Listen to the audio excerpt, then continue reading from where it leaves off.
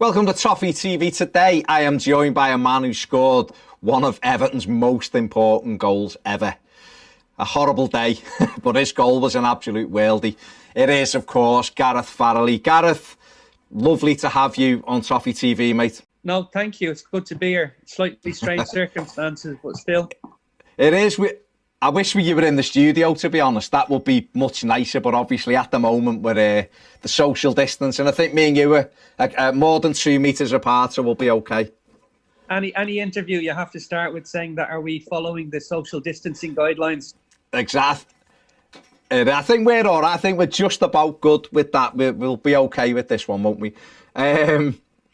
Let's talk about Everton and you, because I didn't realise that at the time when you signed that you were already an Evertonian. I didn't realise that. I think just with you coming from Aston Villa and things like that, you don't really get to know. It was only after you were at Everton people said, oh no, he was an Evertonian as a boy. I didn't realise that. So when did that start? Over in Ireland, was it? Yeah, absolutely. I think it was, I speak about it quite a lot now, even still. But the point was, obviously in Ireland at that time, everybody was naturally gravitating towards Manchester United or Liverpool. Obviously in Ireland, everybody's second club would always have been Celtic. But the point for me was I started to see Everton and I started supporting them in probably 1983 now, which sounds surreal when you have to do the mental maths to figure out how long that is. But one of the big things was that was as Everton's team was starting to kick on to the team that the greatest Everton team, if you like, but also something as simple as what's sat behind you there is I love the kit. We had the Hafnia de Coq Sportif kit, and that was something as well that at the time was fabulous. So I remember one of my, sounds funny now saying it, but one of my Christmas requests was I wanted the Everton kit, and I specified in the letter to Father Christmas at that time that I had to be the Le Coq Sportif. Outstanding. And I suppose, Ireland, there's a big red following in Ireland and Manchester United, but there is a real strong core of Everton fan groups and Evertonians from Ireland as well. So, sorry, my connection's unstable, it's saying. I'll edit this out, it's okay, I'll go again. All right. I was going to say, obviously, Ireland, there's a big Liverpool following, big Manchester United following, but there is a big Everton following as well amongst Irish Toffees, isn't it? No, very much so. And I think they've got a lot stronger over the last few years as well, if you look at some of the Irish players that have played for Everton. So it's definitely a strong... Yeah, definitely. And obviously at that time, was Kevin Sheedy one of your idols at that time then, with that left foot? Do you know what, Baz? It's funny because someone asked me about it recently, and I think you could still rename the whole team. Yeah, Kevin Sheedy was massive. Trevor Steven, all of them. I think it's probably unprecedented that, again, going back to when you were young and when you were a fan, is that you knew everything about everybody. Yeah, definitely. And the glory for me, Baz, now being one of them things, is that to still get to see some of them now is still incredible. Got massive respect for them, and I think from a club point of view, you have to hold those people close because we haven't come remotely close to what those guys achieved. No, I know. I had the pleasure of interviewing Adrian Heath earlier this week, and he was like my boyhood idol, so to speak, and that was great. And just talking back through some of those games, and I know he was a coach, wasn't he, when you were at Everton as well? So massive times for us in the 80s. They're incredible players. You work through it. Gary Stevens, Derek Mountfield, Kevin Ratcliffe, still around, legends. Pat Vanden Houwe. Then you go Kevin Sheedy, Peter Reid, Paul Bracewell, Trevor Steven, Andy Gray, Gary Lineker coming in after. All of the people I idolised. Outstanding. So what happened with it? Without finishing, Baz, but then the irony was, like people say, and some people possibly didn't know, and I possibly wasn't very good at promoting it or talking about it, but the point was to get to play for the team we supported as a boy from the start of it was incredible. You should have been banging that drum. Honestly, you should have been banging that drum at the time. You really should have been, but it's done now. No. Listen, you is wasted on the young. I laugh about it now. Obviously, I signed the day that Howard came back for his third spell, and obviously they had the press conference, and then I had come up to Goodison to meet him, and we spoke about the club. With the irony being that I signed a blank contract.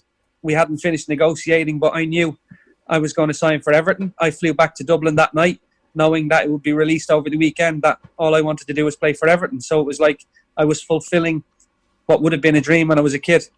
It obviously didn't all play out like the perfect dream, but that was the thought behind it.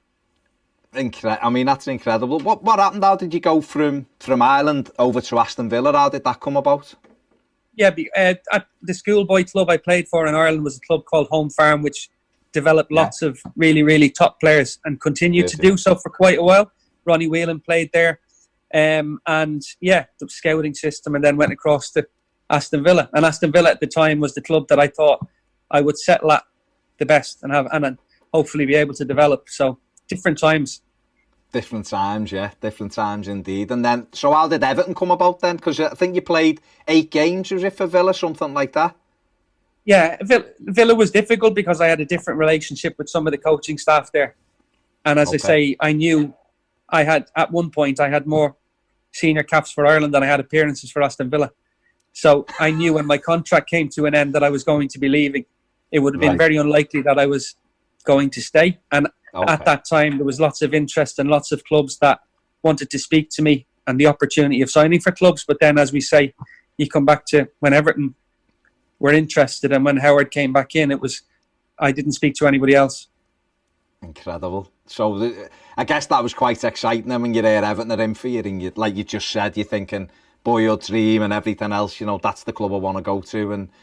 And when you come, I remember you coming in, and Howard had been brilliant at this in his first spell at Everton and bringing players through who people didn't really know about him. And I wonder if that added to the pressure, not for you from a personal level, but from supporters who were thinking, who's this gem that Howard Kendall signed? And that you come into a team, unfortunately for yourself, that was just all over the place, really. It was unsettled because even Howard got there himself almost by accident, really, because that summer would been, I remember Peter Johnson was there, and it was you'll be pleasantly surprised by the world-class manager we get in the summer. And, we were linked with Andy Gray and another Villa and Everton linked there. And there was Wim van Hanegem, I don't know whether you ever remember him, a Dutch coach.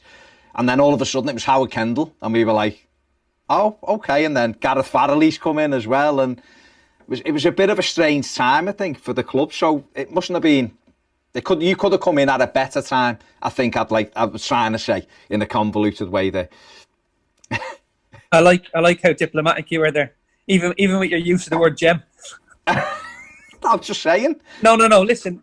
No. We laugh at these things, and the big thing is obviously the end of this story is incredible. But the point is, within that, I had given no thought to how difficult the previous few years had been at Everton. I wasn't sat and calculating, setting out pros and cons. The fundamental reality for me was my heart ruled my head. At the time, there was an opportunity to play for Everton, and I wanted to do it. So then the next point, like you say, is you actually come into a situation that was really, really alien to me, because my appearances, if you like, at Villa or breaking through was into a team that was in the top 6, was competing, was very, very strong. And you were in an environment that was possibly a little bit different. Also, I probably didn't really, even though I was a fan, understand the intensity of playing for Everton. And again, that's only something you kind of get used to because of how demanding it was. And that's like one of the things I still see with some of the players now, be it young players who come in or be it players that come to Everton, is that there's a degree of an awakening with regard to the expectation and what it really, really means. And for players, sometimes people can step up to that, and sometimes it takes them a little bit longer to get used to it. In some cases, people won't. Okay. And that's obviously back to the history of Everton, the expectation and how big the club is. So for me, that was just part of that learning curve. I was 21. I knew nothing. You know what I mean? So for me, the point was that, again, people measure performance and bravery different ways. So as a footballer, you want the ball. If you don't have the ball, you're not contributing. Everton had been at that Dogs of War, which again, people perceive bravery as being if you kick someone into the stands, that means you must care and you're bothered about the team. It wasn't necessarily that. And so there was a huge amount of learning done that year to obviously not as it would have been expected, or not as it was presented to me at the start, is that come and play for the team you support and love, and then you're going to be in a relegation battle all year. And as a young player, you're going to be one of the ones most heavily involved in that. So it wasn't easy by any means. And there was other young players in a similar position at that time, but also some of the senior players who were at different stages of their career, that it wasn't an easy environment in any way. No. So that, were you surprised by how difficult it was, given in terms of with the supporters? We know what we can be like. We are demanding, unforgiving at times. And that's what I was trying to say before. I think you might have got more leeway with some fans, had you been saying, I'm a massive Evertonian, I love this club. But it was such a difficult time. And, you know, being a fan at that time, we had our moments, didn't we? There was times when it looked like things were starting to get a bit better. We beat Liverpool in a derby, which was a big thing, you know. Yeah. And then obviously we didn't lose to Liverpool that year. But for me as a young player, it was a massive learning experience, some of which was good, some of which wasn't, because, like you say, it was different, challenging. Yeah, very diplomatically put there as well. No. Well, it's funny because, like you say, through the course of the year, like you say, you as a creative player, as a footballer, you wanted to create goals, you wanted to try and score goals. I made goalkeepers look great. I hit people in the stand. I hit people, but you keep trying to do the right things. And as I say, for people now, is that what an outcome. It would be very, very easy to disappear and not try and continue to do those things. And then you just disappear without a trace. So in bringing the story together, if you look at how difficult that season had been, and there's things that went on that year that I would have never encountered or seen in my life at that point, and probably never saw again. But to have the outcome we did is probably the only reason why we're having the conversation today. And I'm very, very grateful and respectful of that. Well, I remember you scoring against Scunthorpe in the League Cup, so... Yeah, that's me gag. That's the gag when people say he only scored one goal while he was here. So, you never. Two. It was two. I mean, what are your... I know, obviously, we'll get onto the great bit in a minute, but what are your overriding memories of that games that stuck out that season for you, which were, you know, it was a difficult season, but like I say, we did have some good moments. We had, you know, a derby win 3 days after one of the most horrific Everton performances I've ever seen against Coventry in the League Cup. You know, and obviously Howard was having a few issues with the Craig Short finger wagging and all of that went on. But we also beat Chelsea at home that year. We beat Bolton with Duncan Ferguson hat-trick over Christmas and stuff like that. So there was some good performances and victories within not a great season, if I can put it like that. Yeah, again, diplomatic to the end. Yeah, there was a lot of challenging times. Yeah, but if this is the fascinating thing about football and people's history, because I obviously signed for Bolton after my time at Everton, and the Bolton fans obviously let me know in no uncertain terms that they considered the goal I scored to be the goal that got them relegated. One of the other key issues that season was we obviously played in the first game at the Reebok Stadium, which is where Terry Phelan headed the ball off the line. That their position was, if there had been goal line technology, it would have been a goal, and that would have had an impact on different things like that. So that's the thing, isn't it? The nice part is everybody remembers a certain part of those things, and everybody kind of has their memories associated with that. But fundamentally, for us, the most important point in that is that Everton stayed in the Premier League. Just to come back to Bolton fans with two things there. First of all, I think Nathan Blake fouled Neville Southall. He had his arm in his face, which stopped Nev getting the ball before Phelan headed it from behind the line, which he did. It did go in, but it was a foul. And secondly, they got a goal down at Villa, which didn't cross the line, and they beat Villa, I think, 3-1, 2-1 or 3-1 at Villa Park, and the ball didn't go over the line they got given. So I'm just knocking a couple of them back at Bolton there, by the way. Going into, I spoke to, like I mentioned before, I spoke to Adrian Heath the other day, and he was talking about the Coventry game and the drive to the stadium that day. He said you'd stayed on the Wirral, I think he said, and coming through the tunnel, and there was Everton. We stayed in Parkgate. Okay. Did you have an ice cream? Yeah, we trained. No, yeah, we were kept clear of the ice creams, but we trained on this. We trained on the Saturday as normal, but unusually for a home game, we all went and stayed in the hotel. So that whole weekend, I'd be interested, like you say, to what Adrian had to say. But it was a surreal weekend. Yeah, he said it was weird. I think the build up to it was what was really mad about this was that it was the only game I missed. We'd had a holiday booked to Florida, and I was thinking, when it was booked, I was thinking, Coventry by then, last game of the season, we'll be in Europe or something by then, and I'll enjoy it from afar. And anyway, we were in Florida, and obviously this is 1998, so we've barely got internet. There's no phones, there's no streams, there's nothing, and a different world now. Exactly. I could have watched it now quite comfortably. Well, not comfortably, but I could have watched it. But we were in Orlando, but gone up to see a friend who was working. He works for NASA now, so there you go. But he was up there, and he put his internet, put his computer on, and sure enough, first 10 minutes comes up, Farrelly 1-0, so I'm dancing around, and then we were going to Clearwater Beach, so I got in the car with us winning 1-0, drove about 3 hours to this beach, seen a phoned home, and my mum thought it was my brother. So I'm going, what happened with Everton? And she's going, what, you've just come back from the match, what are you on about? And I'm like, Mum, it's Barry, I'm 5,000 miles away, what happened? And then she didn't tell me the result. She went, well, we're winning 1-0, and we get a penalty, and Nicky Barmby, and I'm going, and then Thomas Meyer threw one in his net, and I'm like, oh my God, are we up? And eventually she said, yeah.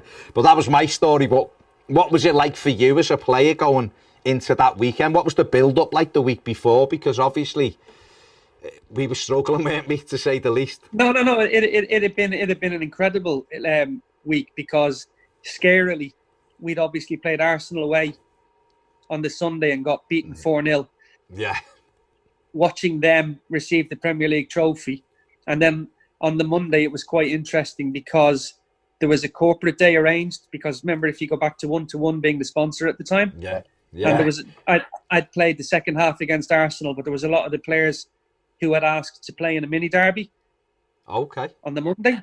So, because we wanted match time. They wanted game time. So I think they went to Pontefract races, and there was a group of us played in the game, and we beat Liverpool. And then we were keen to train throughout the week. So I think there was a day off midweek, but the players wanted to be in, the players wanted to train. And then we trained on the Saturday, and the decision had been made to all stay together on the Saturday night.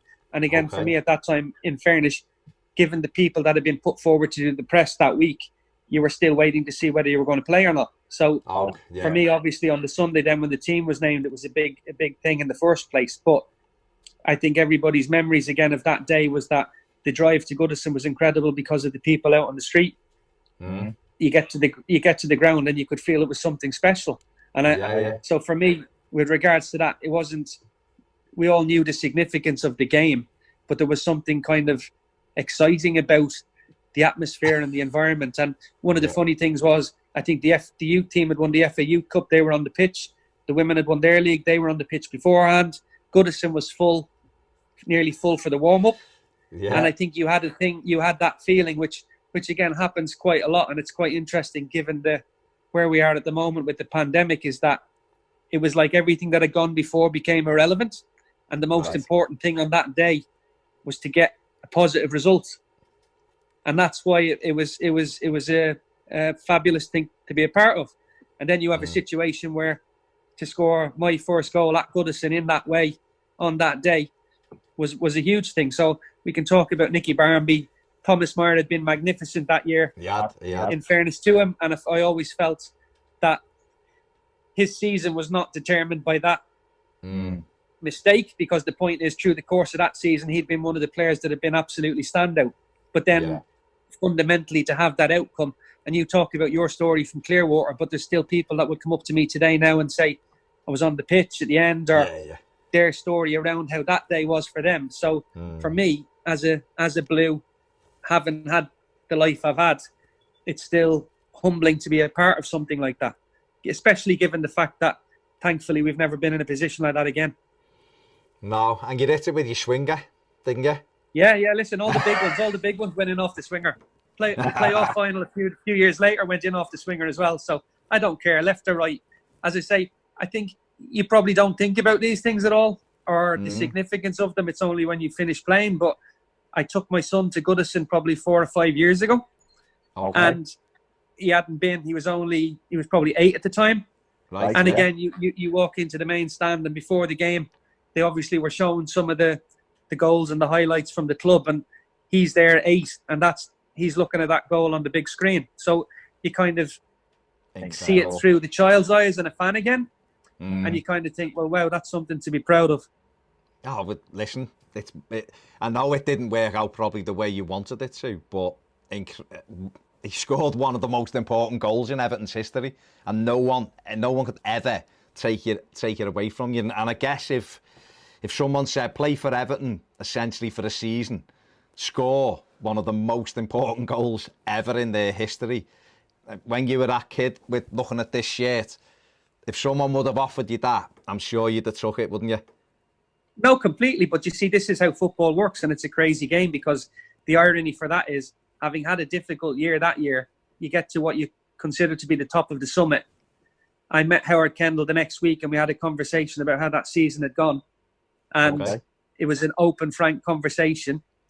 And then discussing the future and what's going to happen. And then he was sacked at the end of that week. And then you come back to pre-season, looking forward to it because of what you've come through. And like you say, knowing that you would have possibly got some leeway based on what had happened. And then you have a manager who turns around and says to you, I don't want you. You can go. So you go from that outcome to playing 8 minutes football that year. I played in the Caribou equivalent cup in a game against Oxford, which we were poor. We hadn't played any games. We lost 1-0. And then I played 8 minutes football that year. So, yeah, devastating. Having come through what we'd come through, but again, it's part and parcel of the game, and that's the bit now. So, like you say, when you look at the scenario, would you take it? Absolutely, but equally, I say youth is wasted on the young. There was decisions I made at that time that, looking back now with a bit more maturity, I would have done things slightly differently, because that was the first season, and then the second season we were still there, and there was an incredibly talented group, but the club wanted rid of us. So we had a situation where pre-season started on the 7th of July, and they had us back on the 14th of June, running around Crocky Park. So it was hilarious to see people out. Now, obviously, there was no social distancing provisions in place at that time. No, but people out walking their dogs in Crocky Park, and there's a group of 7 or 8 Everton players running around Crocky Park 3 weeks before everybody else returned, because the manager and the club wanted to get rid of us. That's mad. That's mad. No, listen, Baz, it's part of the game, but I'm saying that it's not how it's portrayed sometimes. And like, they're the things that within that pre-season, then I did incredibly well. And the manager actually pulled me in and said, you've done incredibly well. We're going to Italy. I want to bring you. And I told him I didn't want to go. In different terms, but back to having a bit more maturity. If I had done that, things may have possibly been a little bit different. But the point is, I had no relationship with him at that time. And again, as a young player, having spent 12 to 15 months not playing football again, you just wanted to play. Yeah. And so you went up. Was it a difficult decision? So I guess it wasn't a difficult decision to leave Everton then for Bolton, because... No, because again, irrespective of how much you love the club, you wanted to play. And you're always weighing things up. And at the time, you're obviously looking at that manager and you're going, well, they're not going to get rid of him. So the likelihood is he's going to be able to outlive me. Yeah. You can take on power and you can take on the establishment, but realistically, you're never going to win. No, I know. Speaking about Don Hutchison, we were speaking to Don Hutchison about him. Obviously, you'd play with Don, wouldn't you? Because he come in at that time and then went on to be Everton's captain. But Walter Smith let him go as well when he was absolutely flying for us. So there was some, I won't say too much about Walter, but he's not one of my favourite Everton managers. Let's put it there. But... No. But the only thing I'll say for him is, like you say, part of that situation was my own mistakes, and that's the point that you talk about. When you're in the eye of the storm, your decision making is possibly different to what it would be, depending on the people you have around you. to take a different view on these things, and that's one of the things that it wasn't all down to him. No, but I mean fair enough for you to say, but I'm talking from a fan's perspective now with him, and no. Well, listen, you know, from a fan's perspective, you've absolutely nailed it, because when I look over your right shoulder, that jersey, and the point you said about would I take it, absolutely. Exactly. That's the standard for me, but that's where it is. Yeah, I mean, obviously you still went on and played for Bolton. You had a great career, like you say, scored in the playoff final at Wembley and stuff like that. And then you've took the very unusual route of not staying in football for modern day footballers. You know, a lot of people will coach or try to be a pundit or whatever, but you've decided to become a lawyer, which is...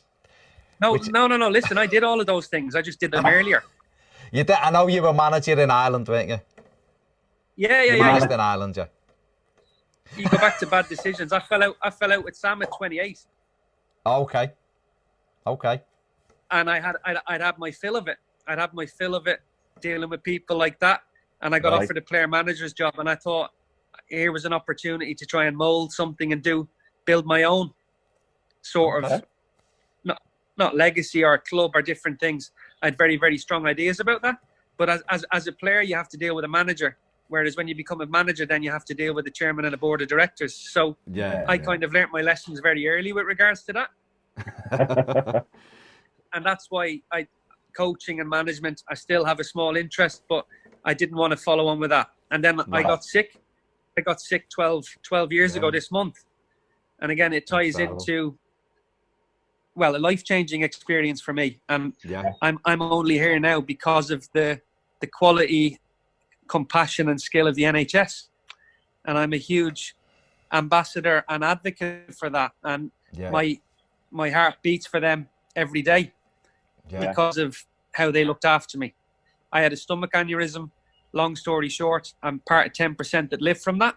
So when I say these people are true heroes, that is absolutely my position, and will never change. And that's why every opportunity I get is to highlight the quality and the strength of these people, especially with where we're at now. I mean, I've again today, just going through some stuff. It was the first time I'd even heard that you'd been unwell, but it's incredible. You're looking fantastic, by the way, and the NHS they're absolutely amazing. They're unbelievable. They're, in what we're witnessing now, they're the heroes. You know, we forget about anything else, and I love football, and we love our club, and we love everything else, but no one, in my opinion, comes close to those doctors, nurses, even cleaners in the hospital who are putting their lives at risk every single day to keep people safe. So for me, they're my mum's still alive because of the... I got the lump in the throat, but my mum's still alive because of the NHS and what they're able to do, and it is that they deserve untold credit as far as I'm concerned, and like you've just said, they're unbelievable. Yeah, and that's the nice thing about doing these things, as we can talk about the football, which is great, but also it gives me an opportunity to be able to try and shine a light on those people. And out of everything for today, like that's where there isn't a day that I don't think of them, and I have constant admiration for them. And there shouldn't even be a conversation, be it political or not, about these people being resourced properly, because they're compromising themselves for others every day. And I think that Everton, because of the position we hold, has a responsibility to shine that light and also show how grateful we are to them. Yeah, absolutely agree. Spot on, mate. What one thing I wanted to ask you about, obviously you've just mentioned we're in unprecedented times, and we are in at the moment it's such a strange world we're living in at the moment with lockdowns and things like that, and all we can do is follow the guidelines and try to help the NHS by not putting a bigger strain on them. But in terms of a football perspective, this in our lifetimes, this is the strangest time, isn't it? That there's no football. The last time it stopped, I think, was the Second World War. So there's no football, and you being obviously involved in the legal aspects and everything else. What are the real challenges, Gareth? Because we know that we keep seeing the Premier League's coming back in June and it's going to be easy to do this and that. But when you actually break it all down, it's such a complex thing to try to put these games on. And, you know, I know there's 9 games left and money will always play a factor. But there's so much to consider, isn't there, in being able to bring it back while these lockdown measures are in place? Oh, God. And listen, that's why sports lawyers at the moment are becoming ever more popular and ever more present in the media. But the fundamental reality is nobody can really answer those questions yet. No, and I think that's what makes it so people like certainty. And the reality is that nobody can actually talk about that. And the biggest thing for me at the moment with some like colleagues and friends is that it's not just here, that's on a European level. So you have people who are lawyers within clubs, you have people who work within the leagues and the federations, and you've got not even legal, actual footballing staff. So you can talk about now about trying to keep people fit and them having their programs. And we talk about what we didn't know before all of this started, even Zoom. So we're in a whole new territory. But there has been some guidance from FIFA over the last couple of days with regard to extending the contracts and what that will bring and what ramifications there will be for new seasons, new transfer windows, new contracts or pre-contracts that were signed. So I think football have dealt with it quite well, given how some of the leaders, if you like, in politics have dealt with things. I think football have sought to deal with it and be proactive, and I think that's to their credit. I think the reality, no matter what way we speak about it, is I think the season has to finish, and I think that I can't see any other way but for that to be the case, and nobody can actually predict when that will be. I think you look at some of the bigger German clubs returned to training yesterday, and again, Germany appear to have dealt with it as they do in a very, very collective, proactive, collegiate way. And I think sometimes there's interesting parts around that because we're all in it together until we're not. And I think in times of crisis, that's when you start to see the true value of people and where they're really at. So there's been huge media focus on particular points, some that have been done to distract from real issues. And that's still ongoing on a daily basis. But I think you can't risk people's health. You can't speculate when the reality at the moment, unfortunately, is we don't know the answers to these things. Yeah, I mean, you put it a lot more eloquently than me did, but it is. It's such a mad one. The Football League have said something today that they're planning on finishing the games. It'll take 56 days. It'll be behind closed doors. The players due to return to training on May the 16th. I think that they're trying to think ahead, I guess, to try to get these games played out. But like you said, we're all guessing at the moment, aren't we? Yeah, and they have to be proactive. The administrators are in a very, very difficult position. But the point is, we don't know. We started our conversation. We don't know if we're at the top of the curve yet. And obviously, people are having to process a huge amount of information. The reality at the moment is there's nearly 1,000 people died yesterday. Yeah. And whilst we all love our football, and again, you go back to having an opportunity to talk about things, Everton in the community is a shining light with regards to the work they've done. And again, I can sit and talk to you, but a lot of the people that people may not know who do incredible work. And I have the pleasure of doing and being invited to a lot of the stuff that Everton in the community do. Again, it's humbling and it's fabulous to be asked to still be involved. They're the important things for me.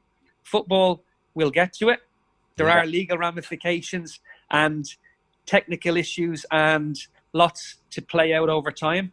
But fundamentally, it will only be achieved by universal decision making, as I say, and that's quite fascinating at the moment because given the excesses of media and Sky Sports and their absolute reliance on football, it's quite interesting now because they've got nothing to talk about.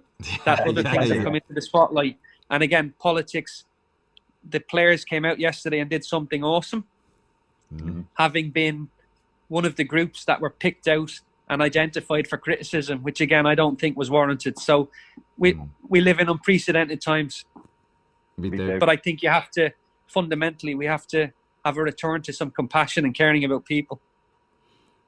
100%, and you're absolutely right to highlight Everton in the community. Karina, who we know, and she's fantastic. Yeah, Karina's incredible.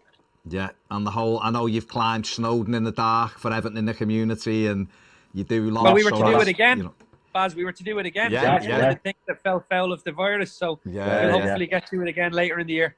Yeah, and it's an incredible thing, and it's something to be, as an Evertonian, as Evertonians, it's something to be proud of. The Blue family stuff they're doing at the moment, phoning people at home who are ill. You know, Ped's sister who's recovering from cancer got a phone call from Moise Keane and things like that. You know, it really makes a big difference in Carlo and things like that. So you had Duncan the other day, and I think far too often now we live in a sanitised PR world where everything is put in place not for the right reasons. Whereas there's always something nice being done that makes you proud to have that association.